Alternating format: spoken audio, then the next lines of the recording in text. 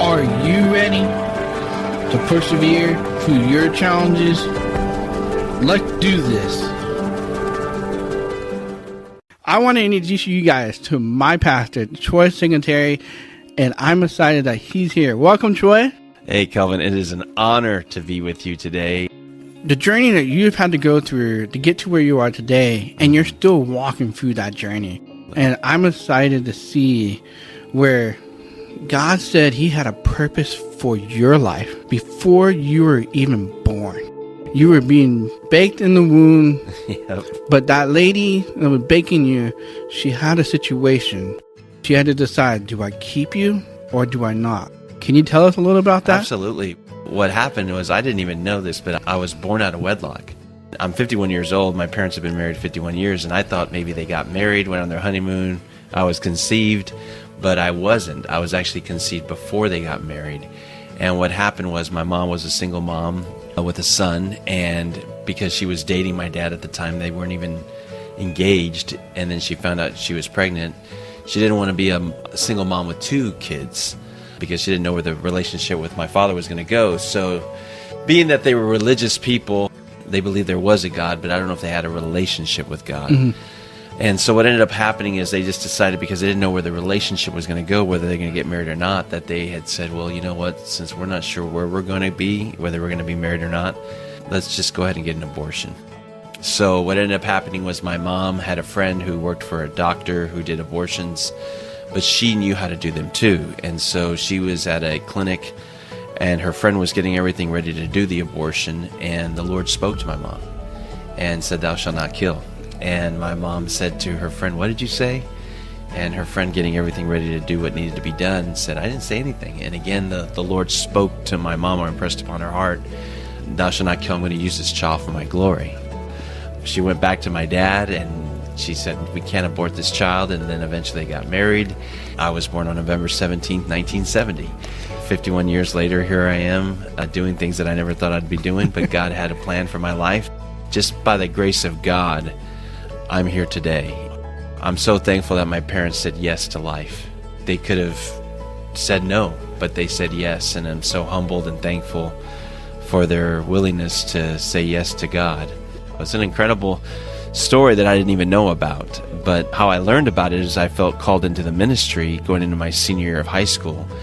And my parents, on our way coming back from Houston, Texas to San Antonio, stopped at this little town that we used to always stop at called Flatonia, Texas. And it was there that I told my parents, after coming back from a camp, I feel God wants me to go into the ministry. That's when they told me this story that just confirmed that I was going to the ministry, not because I had a cool youth pastor or a cool church, but I knew that there was a call of God on my life. Been doing ministry since then. I love it. Awesome. It's the beauty of the story. And I think that is the testament for every child. And for every child, there is a purpose. We get to choose, do we follow that purpose? How did your father start shaping the home and really putting his life into Christ? Because obviously we talked about out of wedlock. I'm my dad's only child. And so he was a partier type guy. He ended up going to North Texas State. The reason he went there was because Texas Women's University was next door. And at that time, back in the 60s, it was the #1 Playboy school. Ended up meeting my mom. Kind of just struggled for a long time, and ended up turning to alcohol. I remember he went back to Weslaco, and it was there he gave his life to Christ. When he came back and told my mom, they were married at the time, of course, that he gave his life to Christ, she was totally upset. Instead of being like, "This is awesome, you gave your life to Jesus," she was like, "What?" She thought she was going to have to give up all her lifestyle, and my mom ended up giving her life to the Lord. And so we were going to Catholic church for quite some time, but my parents got saved during the charismatic Catholic renewal in the 70s. So then we started going to a non-denominational Pentecostal church. My dad started growing in the Lord. Still struggled with his anger. My parents used to fight a lot, and God delivered my dad from alcoholism. But there was just tension in their relationship, and it looked like they were going to get a divorce. But by the grace of God, they persevered. They stayed together. They actually renewed their vows. Through a series of things, I think my father realized that I've got two sons, and the biggest legacy that I can leave for my children is not how much money I have in the bank, what size of home I have, or the kind of cars I drive, but the kind of legacy that I want to leave for my children, or I want to raise them in, is in the fear and admonition of the Lord. As a matter of fact, I went to private school my whole life from kindergarten to 12th grade. We went to Catholic school. My parents sacrificed to make sure that not only did we get a quality education in a Christian environment, but they made us go to church, they made us go to youth ministry. Even during those rebellious times I didn't want to, they stayed faithful to their commitment in raising us in the fear and admonition of the Lord, even when I didn't want it. And I look back and I thank God for it, because if they would have just been footloose and fancy-free with me, I probably wouldn't be alive today physically. And not only from what God protected me from abortion, but just the lifestyle I could have been a part of. You pretty much said, no, God, I don't want you. Even though my dad, everybody in my life told me, you got to find Jesus. But you didn't want any of it. No. And I think the reason was because my mom and dad were different in how they raised us, in terms of one was straight black and white, one was a little gray here and there. And I thank God for my mom. I wouldn't be who I am if it wasn't for her prayers and her faithfulness to loving the Lord, and parents doing devotionals with us as kids. My mom was kind of legalistic in certain things, and it caused me to just go through a rebellious stage. And I'm not using that as an excuse, but it just caused me, instead of wanting to get closer to God, it caused me to want to get further away, because I felt like Christianity was a bunch of rules and these and thou, and you can't do this and that. And really what she was trying to do is protect me from pain, but I felt like she was trying to protect me from my fun. And so I went through that rebellious stage my 8th through 11th grade years, and I had a heart of stone. You make a really good point, the pain. Yeah. And I know there are high school kids right now that listen to this, and I know that you're probably experiencing pain today, and you might have a mom and dad, and they're saying, we want to protect you. I didn't understand that because I was young and dumb. I was a teenager. And so I felt like they were trying to remove the fun in my life, but they were really protecting me from pain. And if you think about it, God gave us 10 commandments, not to take away our fun, but to protect us from pain. But I didn't think about that till I got older and I had kids of my own, that I realized all that my mom and dad did was not to make my life miserable, but was to help me go in the trajectory that God wanted me to be in. I was looking at what they were doing as a form of punishment, but it was a form of protection. And I don't think young people today realize that when parents do certain things, it's not to punish them, it's to protect them. And this was back in the mid-'80s, early 90s. Today we're 2022, and the stuff that's out there is even more crazy and more evil, what our teenagers or children are dealing with. And so if I could go back, or if I could say anything to a young person today, is listen, your parents are doing what they're doing not because they hate you, but because they love you. The rules that they're setting up in your environment is not to punish you, but to protect you and to let you know how much they love you and they value you. That's so powerful. As a foster parent now, man, I wanted to protect this kid from all the pain possible, because he's already been through so much of it. Yeah. But he has to experience some more pain. Yeah, sometimes people have to learn the hard way, and unfortunately for me, I wanted to do it my way. I had to learn the hard way. I just went through a rebellious stage, and it was because I felt like they were trying to take away my fun, instead of realizing today they were trying to protect me from my pain. Let's fast forward a little bit. You get married to an awesome lady. Yes. And you have 2 daughters. The one's a senior in college this fall, and the other one will be getting her master's to be a teacher. Our dream when we were dating and then got engaged and then got married was always to have 2 kids and eventually adopt 2 kids. But we had our first and our second, and then we just kind of forgot about the dream for a while, and then God did something different. As you were going through the schooling process and doing your internships and all that, there's one story you talk about that God provided. So here's the thing. I came from San Antonio, Texas, and moved to Santa Cruz area. Never had been to California before. I went and saw this school and fell in love with it and knew this is where I wanted to go to school. And I went to this college, and then I interned at a church in Fremont, California. They offered me an assistant youth pastor position my senior year of college, but I didn't have a car. When I left San Antonio to go to Santa Cruz, my parents said, well, you can't take a car. You're going to have to go there, but once you graduate, we'll give you one. I ended up being at this church, and there's a certain amount that you have to pay for the units that you're taking for your college degree. But it was a very large church, big church, and I thought they're going to take a love offering for me, so I'll be able to pay off that tuition portion from that love offering and then get some junky old used car. My school bill was almost $3,000, and I remember the love offering came in, and it was $3,000. And I thought, how am I going to be able to buy a car for $50? I was just nervous, and I just went through all the emotions, not only waiting upon that love offering, but then once I got it, how am I going to get from Santa Cruz to Fremont, California with $50? But I remember God spoke to me and said, are you trusting in me or are you trusting in money? And I said, I'm trusting in you. And he says, you're not trusting in me. You're trusting in money. And I came to that point where I had to trust God more than money. And I remember my senior pastor at that time said, hey, do you believe God wants you to be on staff with us and here at this church? I said, yes. And he said, okay, well, let's just pray. God will make a way where there seems to be no way. What ended up happening was somebody in the church had a national rent-a-car in Monterey, California, which isn't too far from Santa Cruz. And so what the pastor ended up saying to me was, hey, listen, God's provided. You're going to get a brand new rental car every month. You just have to take the old one back and get a new one every month. And so here I'm thinking in my small mind frame, if I can just get $5,000, I can pay the $2,950 and then try to find some used car. But God had a totally different plan. God's ways aren't our ways, and our thoughts aren't his thoughts. And God just did that defining moment to remind me that when you choose to trust in me rather than in yourself, I will make a way where there seems to be no way. And he did that. And so my senior year of college, I had a car, brand new car every month. Just had to pay the gas. Wow. And God was so faithful and so good. And so from that point on, I've realized I'm not going to make God my money. I'm going to be more of a giver than a getter.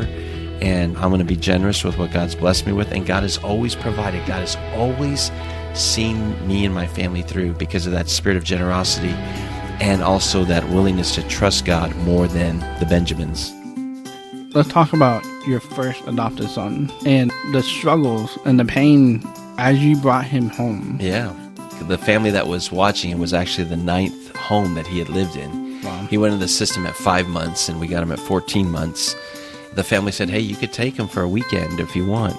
Being that we were certified foster parents, we brought him home for just a night and a day. After we had him with us, we felt like the Lord wanted us to bring this child into our home. It became his 9th family placement, and the social worker said we haven't had, as teenagers, kids that had been moved that many times. So when we first got him, it was pretty difficult because you're dealing with a child who had been moved so much at such an early age. I don't think he knew who he could trust, and I don't think he knew what longevity, what love, consistency was like in a home because he hadn't experienced it. So the first month, Kelvin, was difficult because at the time I was commuting from Bakersfield to Lancaster for work. I was an executive pastor at a church, and then there was a crazy story that we ended up moving back. And when we moved back, we got back into let's become foster parents again and get into this rhythm and system. And so we used to have to commute, and this kid would scream almost the whole time and bit my daughter's ear one time, our oldest daughter. We just had people start to pray. So we ended up having him in our home for 17 months. Now, as a foster family that worked with a county and with a Christian organization, the thing is, there's several types of adoptions. There's the kind where you pay a lot of money and you're going to get the child. Well, we didn't pay. It was more like you're going to watch this kid who you're fostering, but it's going towards adoption. But if his mom gets her life right, you just never know. You could have a child in your house for 9 months and then they could be gone. A grandma could take them because they have all the checks that works out for them, and they end up saying that we want him in our family, and the judge says, I want him with family. So it's very emotional because you don't know how long you're going to have this child in your family until the 2-6 hearing and all that stuff is done, and then parental rights are terminated. And it's not like we didn't want the parent to have a relationship with the child. There was parental gatherings that they had at the Department of Human Services that we would take him to see visits with his parents. But if someone wasn't willing to get their life right, then we were willing to take over and do what we needed to do. But what God did in that 17 months was a modern day miracle because God ended up allowing us to become his parents. And so we were excited. We were thankful that we had one, but we knew that wasn't the only one. We knew that there was another one that God had for us. And what's crazy, Kelvin, is we should have lived in Lancaster, Palmdale area when I took that job. You might be listening to me saying, why did he commute from Bakersfield to Lancaster? Well, when the market crashed in 2006, we were looking to sell our house, and then no one wanted to buy it, and then we had to lower the volume of what we were going to sell it for. it was just difficult. And then we finally found a buyer. We finally found a home where we were going to live at in Lancaster, Palmdale area. And what ended up happening was on my daughter's birthday, Michaela, it was May 11th, the whole thing went south on the sale of the house. Prior to that, we moved everything out of the house because we were going to move to Lancaster, Palmdale. We actually moved 5 times in 10 months while we were trying to sell our house and then eventually buy a house. And our senior pastor, Pastor Majeski, came over and said, Troy, sometimes you can't understand the hand of God, but you can trust the heart of God. Had we not moved back to Bakersfield, my son, Luke, would never been in our life because we would have not been foster parents in Kern County. We would have been foster parents in LA County, and he was born in Kern County. So even though we didn't understand the hand of God, we ended up moving back and worked a commute system out with our senior pastor and did that for almost 10 years. God made a way, but it was funny because we moved 5 times in 10 months. This kid had moved 9 times in 9 months. You have your first son, and then you get another phone call. I was actually in Lancaster. My wife calls me and says, hey, there's a baby. And I said, well, Therese, I can't go to the Antelope Valley Hospital and pick him up and bring him home. She goes, no, I'll go get him. And we had never seen a picture of this kid. We didn't even know all the ins and outs other than he was baby. He was on a foster to adopt quick route. And so my wife ended up picking him up. We didn't know, but he ended up being the mom's 10th boy. And unfortunately, she hadn't been able to keep any of her children.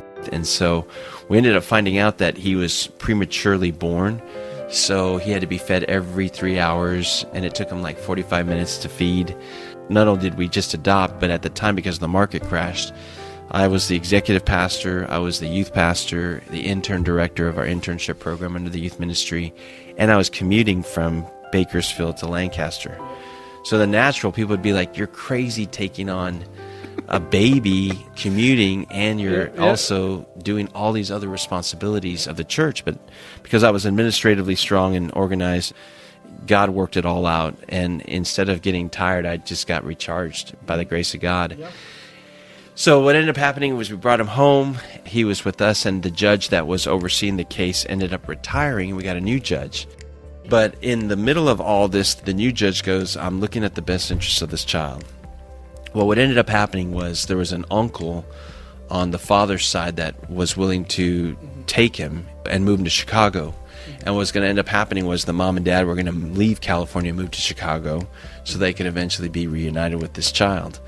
In my spirit, it just felt like this wasn't right. This wasn't for the best interest of the child. So even though our son had an attorney, we ended up hiring another attorney on our own to see if we had a case to keep him in our home, because the only family that he knew was us for 6 months. Yeah. And so I'll never forget that the uncle flew down from Chicago and was at the court hearing to hopefully take him back. And I remember the night before, I put our little foster son in his crib, and I said, God, now I know how Abraham felt with Isaac, doing what you told him to do. And I said, God, you've blessed us with this kid. We've hired an attorney so we could hopefully keep him. But I said, God, even if tomorrow we don't get to keep him, even if tomorrow his little suitcase and all that goes with his uncle and he goes to Chicago, I'm still going to love you. I'm still going to serve you. I'm still going to obey you. But man, Kelvin, it was hard. That next day, he may not be in our house. Now, here's what's crazy is the Department of Human Services, they wanted the child to go to the uncle, and the attorney that was working for the Department of Human Services was the same attorney that was working for us to get our son, the first one that we had. And it's like, don't you remember who we are? It was like a modern day David and Goliath. We were probably not going to win this case. But what ended up happening that day is they ended up doing the 2-6 hearing. Everything was done on that day, and we ended up winning. We were able to keep our youngest son, and we were able to adopt him. And here's the thing. I remember one of the social workers that worked for Cornelia said, hey, wait a minute, who's this new judge? She hadn't been there in a while. And we told her what had happened, that the other judge retired. And they brought in this new judge, and she said, you know that if the old judge was still on this case, he would be on that trip to Chicago because he was all for family. But this new judge said, I'm looking at the best interest of this child. So again, the grace of God that put a new judge in when an old judge would have said, he's going to his uncle's. So again, when you don't understand the hand of God, you got to trust the heart of God. God makes ways where there seems to be no ways. I just want to encourage anyone out there, don't give up on praying. Don't give up on praying for your children, your grandchildren, circumstances that don't seem like they're right, because there is power in prayer. You know, we're living in a day and age where people don't want prayer anymore, but they're missing the bigger point that prayer changes things and it changes people, and there's power in prayer. So don't give up on praying for your loved ones and for your circumstances, because there will be breakthrough. We're going to jump forward to 2020. We're going to go through, you happen to be a leader of a church that had a lot of opinions, people that had their own ideas, and I want to see how God molded you to lead the church that you have today. Pastors are humans too. It wasn't easy, and I'm telling you that when I came to this church in 2015, it's an amazing church, but I knew that it was in a revitalization process, and knowing that when I took over this church, the doors were going to remain open and the doors were going to close. So I knew what I was coming up against. You do what God calls you to do. I thank God for godly mentors in my life, but I just know that if you don't have unity, you can only go so far. And I said a serious prayer to the Lord. The one prayer I pray every year is, Lord, give this church a new pastor. Meaning that if I'm not willing to be obedient to what you want me to do, because I'm stuck in my ways or I'm stuck in my talents or my abilities, then give this church a new guy. Lord, if you are wanting me to do this, let me do it so that this church can do what you want them to do. Well, about 4 years in being here, I said, Lord, this church can't go to the level that you want it to go to unless there's a spirit of unity. And 2 weeks later, a prominent person came to me and said, I feel like the Lord wants us to leave. And then it was like a domino effect of other things that started happening. And I was like, why did I pray that prayer? Yeah. What was wrong with me? But I know that this is the Lord's church, first of all. It's not mine. But man, I went through so much pain. My spiritual father told me, he says, Troy, if God hasn't called you there, you need to get out now. And I said, why? And this is a 50-year ordained man of God. He goes, because you're going to go through pain like you've never gone through before. But it will get healthier, it will get better, and it will grow like you've never seen it. I'm telling you, Kelvin, by the grace of God, I've had people tell me, I'm surprised you're still in ministry. I'm surprised you're still married because of all that you went through. But I thank God for not only godly mentors, but again, my dad. He helped me persevere, to love your enemies, to pray for those who persecute you, to bless those who despise you. And it's one thing to say that or to hear that. It's another thing to do it. To have false accusations and things said about you. But Pastor Majeski always taught me this. Time is an ally. It's not an enemy. You see, when things don't go our way, we get frustrated with time. We look at it as an enemy, like, no, this isn't right. This isn't me. This isn't true. Yes, there's things I learned. There's things I could have done better. And I've had people, Kelvin, that have come to me and said, I need you to forgive me. But that's because of time. Time's an ally. If things were true, then why was I involved in all these different things that either our network asked me to be a part of or our region asked me to be a part of, if all these things were true of what people said about me? No. John Maxwell says this, when you lead, you bleed. There's things that you have to make tough decisions on, tough calls on, and not everyone's going to be happy with the decisions you make. But I think sometimes when it's all said and done, people put their trust more in man than they do in God, and that's not healthy. Or they try to be God. They think they're doing the right thing, but in reality, they're not trusting the Lord. They're trying to be God in that situation because they feel that if I don't do something, the ship's going down. But that's not their job. I know what God spoke to me, and he said, I want you to take care of the environment of the home, and I'll help build a house. And there's a difference between a house and a home. A house is the outside, it's the exterior, it's the building.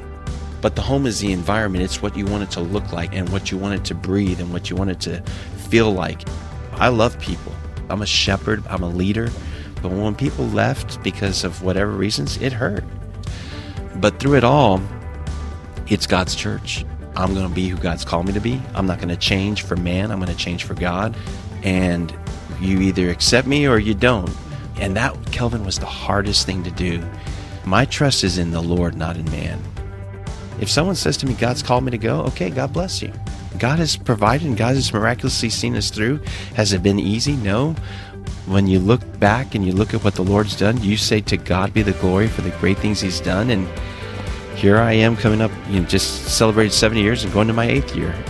But it's God's church. And I just want to be a strong leader but I want to be a loving shepherd. I don't want to build a crowd. I want to build a church. I know how to do big crowds. I've done events with 20,000 people. I know how to put those on. But there's a difference between building a crowd and building a church. Because crowds come and go, but churches last forever. And so by the grace of God, by prayers, by the support of our current church, our board, and our pastors, God has seen us through. And here we are now celebrating 100 years. It was a season of pain, brother, that I have never experienced. But the greater the pain, the greater the purpose that God has in store for you. When you're called, you do what God's called you to do, no matter how long it is. I hope to be the senior pastor of this church for 25 years. That's my desire. But God is the absolute. If God says tomorrow, hey, you're moving here, I'm moving there. Because ultimately, I work for the Lord. I don't work for man. That's the power of watching you go through this journey. As you get on that pulpit and you preach, I don't know if you realize you preach it, but you told us to persevere. Don't look down or around, Yep. Look up. Because if you look up, you will persevere. Because when you see the cross, it just reminds you, he persevered all the way to the cross so that I could live in the midst of his death. That's the thing, is you got to surround yourself with the right people. Because sometimes we want to surround ourselves with people that will give us the answers that we want rather than the answers that we need. And I could have found those itching ears, but I wasn't looking for those people. I was looking for people that would speak into my life and say, hey, you know what? It is rough, it is difficult, but you have to have an opposite spirit. You have to remember why God's called you. And it was those people that, even though they knew everything that I was going through, they helped me. And that's the beauty of the cross. It's not just the vertical, but the horizontal. And you got to have that. You got to have those types of people in your life that will help you in your weaknesses, but protect you and build you up in your strengths. And if you don't have those people, you will become bitter. And you will leave the ministry. You will get a divorce. You will go through all the things that they said I would have become a statistic of, but I didn't, because I chose to listen to the counsel that God gave me and the people that I love and respect the most to help me persevere and to keep going forward, because it will turn, but it's in God's timing. But to go through that, then to go through a pandemic, is just the grace of God. That you look back and you say, thank you, Lord, for helping me. I remember when we were in the mix of COVID, your brother got COVID. And I tell you, my heart just broke. We had over 900 and something people praying for him through a Facebook page that they made from New Zealand all the way to Jerusalem. And everyone was on the journey and ended up having to get on the ventilator, and then eventually was COVID negative. It looked like they were moving him from one hospital to another, but he had heart issues and liver and kidney issues and was overweight. And I think when it was all said and done, his heart just gave out. And it was on a day that I was actually flying to an event at the state capitol. And on the way to that event, my brother passed away. He was 55 years old. And it was devastating. You hear about people losing loved ones, but to lose your only brother and for it to be the first significant death in your family. It's not like my dad died or my mom died. They're still alive, but it was difficult and painful in the midst of all that other stuff that I was going through and dealing with. But I know he's in a better place. I know that he has a new body. I know that he's healed and he's with family and friends and other people that he's met, and maybe even the Lord used him to bring to the faith. But I remember at that Let Us Worship event, they sang a song. It was called The Sweetest Name. And I remember in the middle of that song, Kelvin, I cried. But as we were worshiping the Lord, I felt that heaviness lift off of me, which was so unbelievable because it was such a heavy weeping that I literally felt the sting of death came off of me from losing my brother as I worshiped God. And all I got to say is, when you're going through trials and tribulations and storms, instead of complaining, praise God. Somehow, in the midst of the storm, and as I praised God, I understood how Paul and Silas felt, that the chains fell, the gates opened to the jail cells. And that's what happens. The reality is, yeah, he's not here. But the joy is knowing that I'm going to be reunited with him. The joy is knowing that I can praise God through the storm, and that's what lifts me up. And that's really what's helped me out, is to keep my eyes on Jesus, to persevere, understanding that this world that we're living in is just temporal.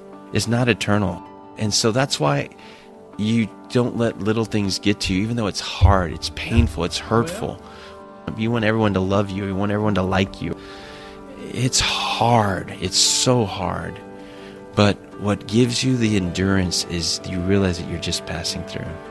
That because of God, because of Jesus, and giving your life to Him and loving Him and serving Him, but also receiving that free gift of salvation, it's what gives you hope. Because we can either become bitter through our pain or better.